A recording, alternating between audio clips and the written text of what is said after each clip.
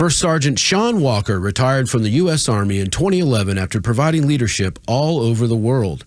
However, Sean Walker was only getting started. Since then, Walker has been an effective leader on the home front with organizations like Habitat for Humanity, the Home Depot Foundation, and now as the Director of Operations with Team Rubicon, a veteran-led humanitarian group that springs into action before, during, and after disasters worldwide. Sean is a graduate of Columbia College and has his master's in public administration from the University of Georgia. Sean Walker is a family man, making a difference in his community through mentoring, volunteerism, and partnering with organizations like the Warrior Alliance. First Sergeant Sean Walker, U.S. Army retired, welcome to the Warrior Alliance Spotlight. Hey, good morning, gentlemen. Great to be here. Thanks for the opportunity. Oh, my gosh. It's our pleasure. Thank you for being here. Excellent. And just sharing the opportunity, man, and just talk about some good stuff that all of us are continuing to do in communities. Yes, sir. We're so glad you're here. Really are. Thank you for joining us. And it's great to have another Army veteran here. You know, I'm an Army brat, so we're outnumbering Tug and his Naviness again today, which is fantastic. It does. Look, I love, there's only one day a week or one day a year that I cheer against Army, and that's Army Navy. Yes. That's it. Yes, that's the only time. Yes. But I tell you this, though, my lieutenant, when I was a first sergeant in Iraq, that was my guy. Yeah. He was my my partner in what we did and led in Iraq. So that's awesome. I love Navy guys. Yeah, man, absolutely. That's good news. Well, tell us about that. Let's go back there and talk about that decision to join the Army. What compelled you, man? What made you go, I'm signing up? Well, I tell you what, I was a soccer player, and I had several offers to play soccer. But it was something, and my dad spent 25 years in the military, so something drew me to it to serve in purpose. And I'll tell you this too, I had soccer scholarships, but I also wanted to make sure that I can build a career, that I can also serve my country. But then again, they had some great opportunities for me to complete my higher ed education. And so for me, when I joined at 18 years old, I thought it was going to be 4 years. I thought I was going to do it for 4 years, but things happen, whether it's family or you just loving what you're doing. And so when I decided to say, hey, I think once I got to pass 9-10 years, I said I'm going to make a career out of this. And just got a wealth of knowledge, got to learn and understand what loyalty, duty, respect, integrity, and honor, and personal courage. I mean, it was in abundance. And so for me, there's not been one day that I regretted. I'm with you, man. I'm with you, and I was very much the same way. The difference is when I decided to join the Navy, it was what's going to get me closest to the ocean. Yeah, it's going to be the Navy. I want to be at the beach all the time, and that was the reason. I know it sounds like probably a poor reason to do it, but it's the exact reason I do it and did it. But I'll tell you, I took away the same things that you just described. As a kid that went to college for a little while, my parents couldn't afford it. They physically took out a credit card to pay for my first semester of college. They could not afford it. Mm-hmm. And I knew at that point that I wasn't in the right situation. So I joined the Navy, and I learned all the things that you just described. It's such a brotherhood in that way. Oh, yes. It's amazing. Oh, yeah, definitely. I mean, building the camaraderie. Seeing so many different cultures as well. Oh, yeah.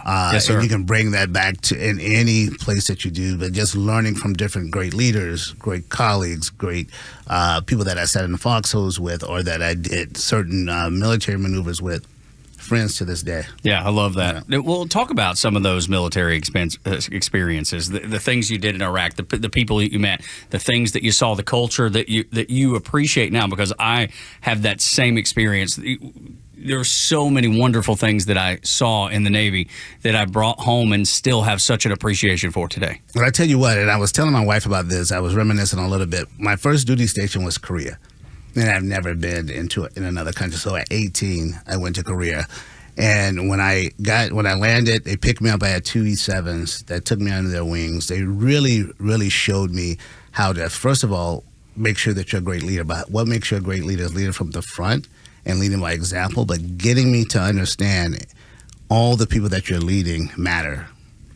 From that, I went from Fort Benning, Fort Bragg, and all those different ones. But when I volunteered to go to Iraq, like I said, I was an E8 at the time, Master Sergeant, and I chose to go because there's no way that after what happened with 9/11 that I was not going to have that opportunity. And once that opportunity was presented to me, I went there, served with the Civil Affairs, And what was great about it, as I talked to you briefly about before the interview, my lieutenant, which we call commanders in the Army, was my commander.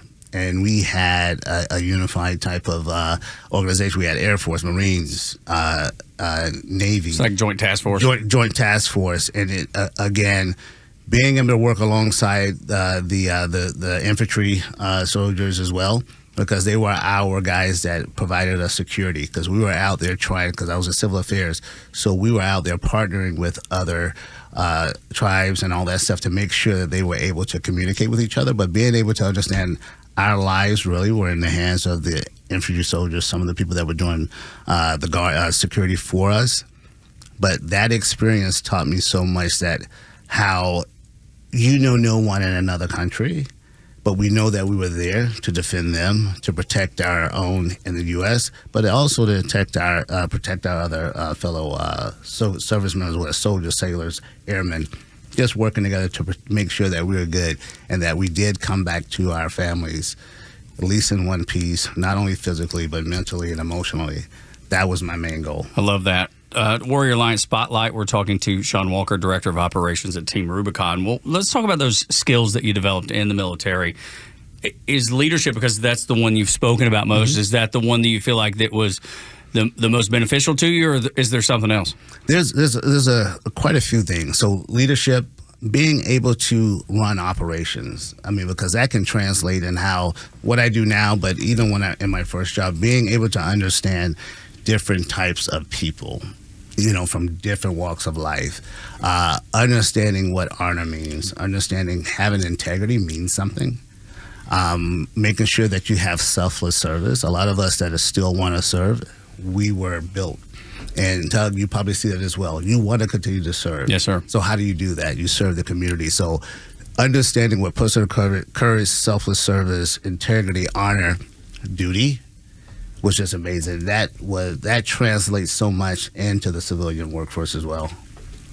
And let's talk about the civilian workforce and your entry into it. What was your transition to civilian life like? Were you prepared when you left the service, and then how did it go?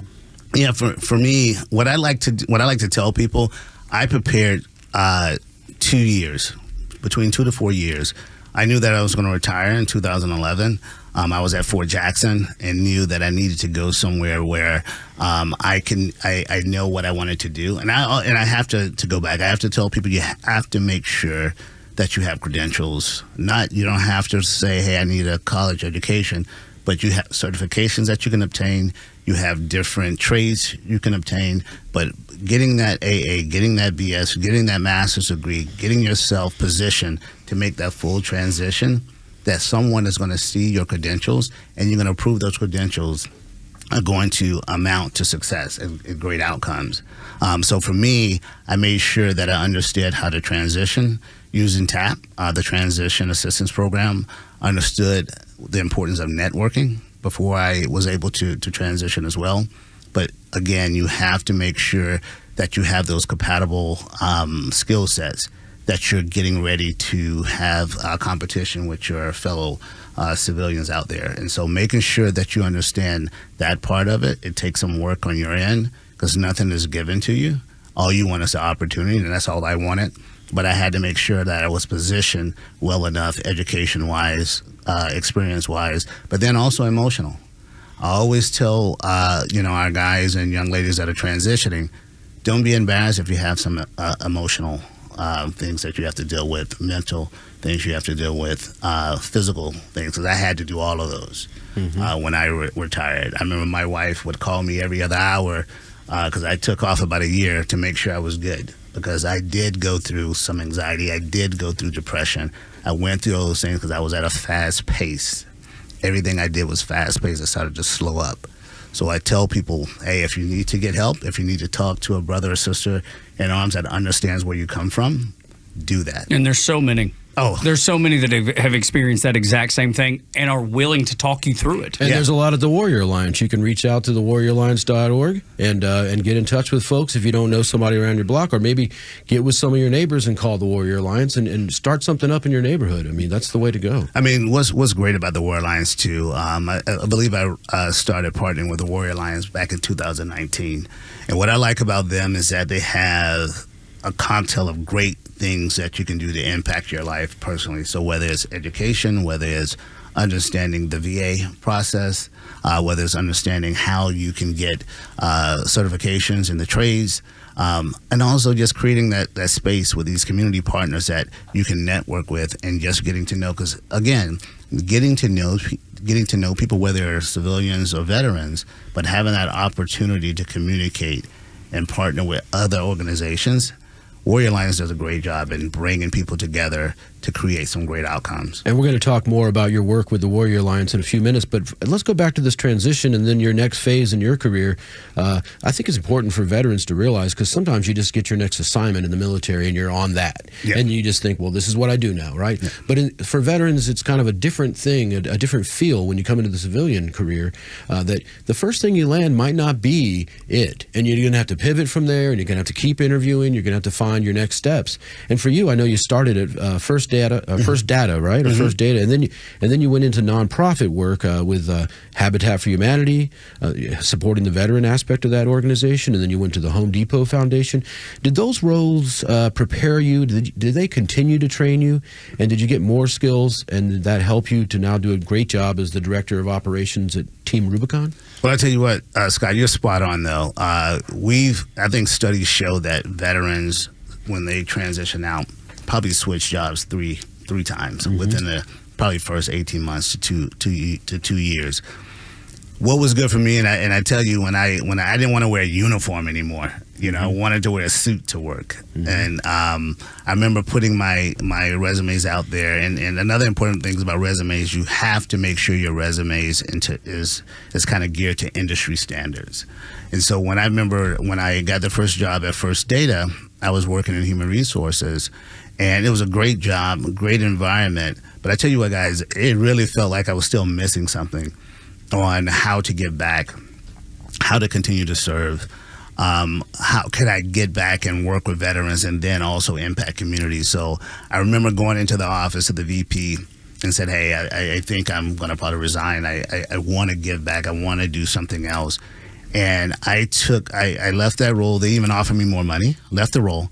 And then I said, hey, I Googled veterans that want to continue to serve. And the Mission Continues came up. And that started my journey into corporate social responsibility.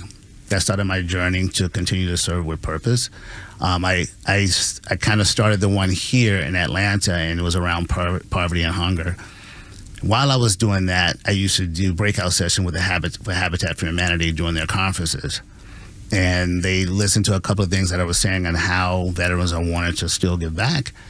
Probably about 2 months into that, they offered me the role at Habitat for Humanity as Associate Director of Veterans Bill, which was just a wonderful organization. And I worked there, and most of what I did was to make sure that our veterans were getting safe and affordable places to live, that they had safe homes that needed to be repaired, and also the job placement. From there, which was funny because the Home Depot Foundation was funding that program. They recruited me from Habitat for Humanity International, and I started working with them. And that one thing I told them when I started there, I said, I love the offer, love the position, but I want to make sure I was able to smell the people that we were serving. I wanted to make sure that I smelled the people that we were donating and funding. I wanted to be out there.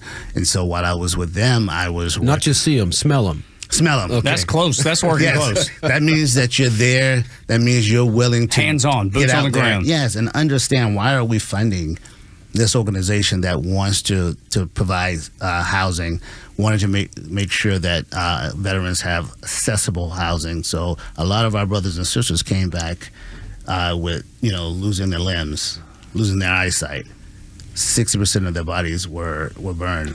And so being able to see that, talk to those veterans, being able to see and understand why does this restroom need to have a wider space, be able to understand that's why it was so important for me to see it, smell it, and also volunteer with it. Fully submerge in it. So you have to, because you have to make sure that you understand the plight of the people that those organizations are serving. You have to make sure that they mean what they say when they want to utilize those funds with the Home Depot Foundation. So I was there, and it was beautiful. And from there is when I started doing some consulting, and I saw this beautiful role with Team Rubicon. And it filled everything that I was looking for. So when you talk about service, when you're talking about working with veterans and civilians and first responders, and you talk about 12 states, the impact you can make on communities in 12 states, and those I manage 12 states within Team Rubicon. And I understand you can get out there and do those muck outs for those homes, which is making sure those homes are clean and removal of mold. So they don't have to worry about getting sick, and then you can prepare for them to go do renovations, but also doing tree debris removal, all the things, all the different capabilities that we have with Team Rubicon. Just making sure the house was fit. Yes. Yeah, I got you. House was fit, making sure that you're removing these debris. I remember we were doing a home during Hurricane Beryl in Texas, and we were moving trees off people's homes. We were letting other organizations know that people were living in their cars because they had no idea. But being able to work in an organization that served communities globally before, during, and after disaster, and being a humanitarian organization. And one of the things that I love is the vision is to support humanity and also build resilience in vulnerable communities globally. That's just a great vision to me. And that's the vision and kind of the mission, I guess, Yes. as well. And folks should check that out if you're listening at home. Go to Team Rubicon, RUBICON.org, teamrubicon.org, and check it out. You can find out how you can benefit from them if you're having a problem in your area. Maybe you got a hurricane situation, but moreover, you might be able to find a place that you can get involved and help if you're a veteran, especially because one of the things I love about it is it's the nation's premier disaster recovery organization, and it's led by our nation's veterans. Talk a little bit about the Team Rubicon mission when it comes to hiring or utilizing or getting volunteers that are veterans, and how the veteran culture is there. Do you have to be a veteran to be a Team Rubicon, or can anybody? How's it work? No, Scott, you really don't have to be a veteran to be a part of what we do at Team Rubicon. But again, when you look at the veteran population of Team Rubicon, our team, since inception, since the founders, it's always been led by the executive leaders and senior leaders by veterans. So our CEO, the former CEO and founder, is a former Marine sniper, Jake Wood. Our current CEO is a former Top Gun instructor, Art Dela Cruz. Does a great job. If you look at the makeup of all of our directors that are in the operations department, all of us have served.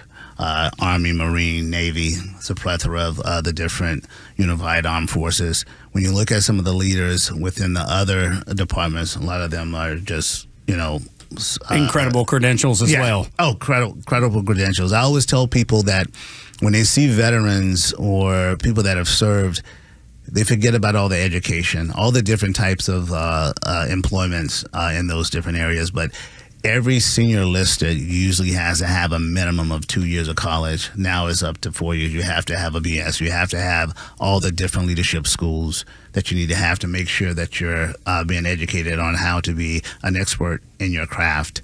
But right now, the way Team Rubicon is probably set up now, probably 60% veterans. We probably have 20 to 25% first responders, and the rest are kick-ass civilians, and that's what we call our civilians. And we also call our volunteers affectionately gray shirts.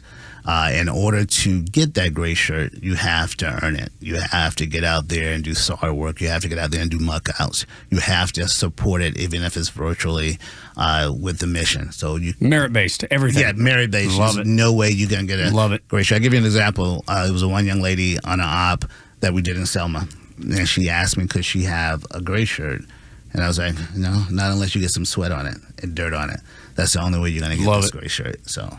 Dude, that's a great story. I love that. And what about other veterans? As we're talking on the Warrior Alliance Spotlight with Sean Walker, he's the Director of Operations for Team Rubicon. The other veterans that are maybe listening right now that feel the same calling that you did, that opportunity is waiting for them. How do veterans get involved and engage with Team Rubicon?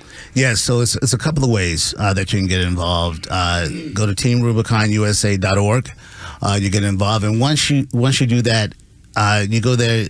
Don't forget about also, we give great training. So if you want to know another job skill, whether it's how to be a sawyer, whether it's how to work heavy equipment, whether you want to get in the emergency management space, we teach all the things around NIMS, which is National Incident Management Systems. The same kind of education that's with state EMs or with FEMA EMs. We teach that same training. So not only are you out there, getting out there and serving communities and doing great work and with purpose, because that's what a lot of veterans are looking for, is to still serve with purpose, but you're also getting educated. You're also getting some of the best training as well. So you've worked with the Warrior Alliance for some time now. Tell us about that partnership and what happens in that relationship to support veterans and their families. Well, for us and for me, I started working with the Warrior Alliance, like I said before, in 2019.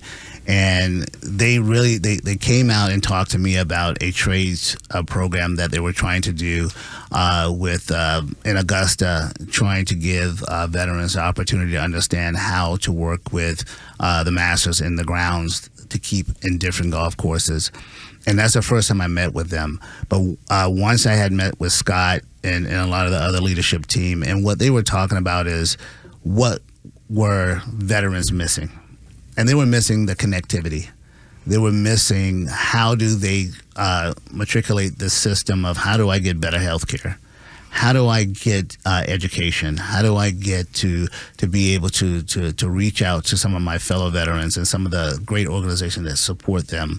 And working with them is probably one of the top three that I've seen that could have a convening of partners, veterans, educators, professionals, to make sure that veterans have a pathway to making their transition a little bit more easier. So every step of the way that I partner with the Warrior Alliance, I've seen that partnership just grow, not only with the community partners, but the partnerships and the relationships of veterans that are trying to get to that next step on making sure they have a full, comprehensive transition.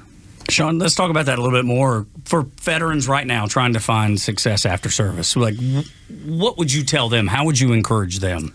One thing I would say, a couple of things is, as I mentioned before, is understanding that people are in their same situations. Prepare yourself to be greeted with opportunities. And when I say that, again, get the education that you need. Make sure that you understand how to move about and network with different people that may not look or sound like you. Make sure you're able to work with those veteran service organizations that are there for you. You earn so much of the things that are out there for you. Take advantage of it. Make sure that you're preparing yourself. Do research on the type of things that you're passionate about. Do research on what you really think your end product. What do you want to look like? What job do you want to have? Where do you want to live? Where do you want to be in the next 2 to 5 years? And I would say start doing that before you transition. So draw up your own roadmap. Yes, definitely. Draw up a strategic plan for you, a business plan for your own personal self. And the same way that you served in the military so honorably and you put everything you had into it, we all do, do that for yourself. Yes, definitely. Self-care, wellness is a big part of what We do. And we know that when we were trying to pass that PT test, we were trying to get expert on a firing range. Put that in there. Mm-hmm. You know you wanted to be top grad in your leadership course, whether it's your basic or your advanced leadership course. Put that same energy to where you want your next steps to be. And not only that, lean on your family. Talk to your family. Talk to your relatives. You know, and again, with me, I have 3 kids. Me and my wife been together over 20 years. Congratulations. Yes. That's the best sign of success in my view. It's a beautiful thing when that person that you're serving with, because I always felt like I was serving with my wife and serving with my family. I like that. And they put sacrifices, the moves that you have to make, the deployments that you have to go on. Scott experienced it himself. He grew up that way. Yeah. Yes. Every 2 or 3 years, you're moving somewhere else, new set of friends, new place to live, and then. But there's value in that, though. Well, you Strong do learn. value. You do learn to meet folks and how to travel the world, and you can work in any situation, you know. But when Dad deploys and it's just you and Mom, it's like you know, we don't tell Dad, but chaos ensues. Oh, and then man. when Dad calls home, you got to get that straight face and be like, everything's fine, no problems, because you don't need to add to our soldiers' problem. Definitely, you know? So. Definitely. No, and you need that strong bond. And you know, I always I tell my wife that I don't think that I would have been where I am without her. Mm-hmm. She motivated me to go to school. She motivated me that, hey, on the other side of this, you're gonna have some great things for you. And just having that conversation. Having the conversation I love that, man. At night and saying, I want to do this, should I do this? But they have to be involved. Veterans, whether it's men, women, they have to include their partners in their lives. So important, so very important. It's funny the way the good Lord knows the perfect fit for you. You know, Yes. That's the way I feel about it. And you have to have that perfect fit where they do understand. Like Scott, you understood. Just you saying that you understood what your father was probably going through, and your mother telling you those things. Hey, we got to make sure of this, we got to make sure of that, so it doesn't impact that. Because once that person hangs up that phone and they have to go back and put on that face like nothing was said, it's very hard when you're deployed to Iraq. And when I was deployed to Haiti, when I was a young 18, 19-year-old in Korea, making sure that what was at home was good, because it also impacts you in this world where you have no idea what's going on. Sean Walker, Director of Operations, Team Rubicon. Our spotlight is on you today on the Warrior Alliance Spotlight. Thank you so much for taking the time to come in, man. Your story is incredible. Hey, thanks, Tug. Thanks, Scott, man. Thanks for the opportunity of me sharing our story, sharing the stories about Team Rubicon, and appreciate it. God bless you, brother. Continued success, my friend. Thank you.